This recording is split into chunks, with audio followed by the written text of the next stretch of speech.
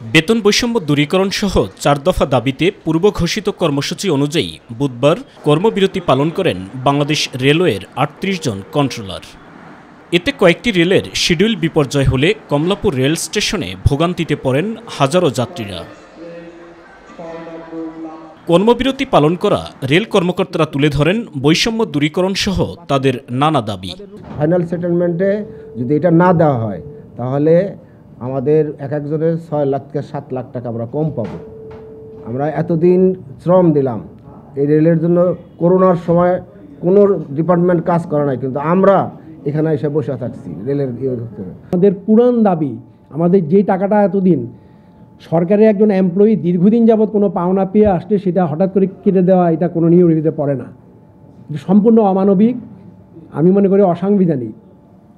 সেই ক্ষেত্রে আজকে প্রায় ৭০ বছর যাবৎ কন্ট্রোলাররা যে টাকাটা পেয়ে আসতেছেন সেই টাকাটা তারা একটা কলমের খোঁচায় কেটে রাখবে। আশ্বাস না পাওয়া পর্যন্ত কর্মবিরতি চালানোর ঘোষণা দেন তারা। তো প্রশাসন যদি সদয় বিবেচনা করে আমরা যে পাওনাটা পাচ্ছি সেটা যদি পুনর্বহাল করেন, আমরা আজকে থেকে কর্মবিরতি উইথড্র করে নেব। আর যদি না করেন তাহলে আমরা এটা চালাতে বাধ্য হব। কর্মবিরতিতে রেলের শিডিউল বিপর্যয় হয়নি বলে জানান কমলাপুর রেল স্টেশন ম্যানেজার। তাদের কর্মবিরতির কারণে আজকে যে সমস্ত ট্রেন ঢাকা থেকে ছেড়ে গিয়েছে সময়সূচিতে কোনো রকমের প্রভাব আসেনি।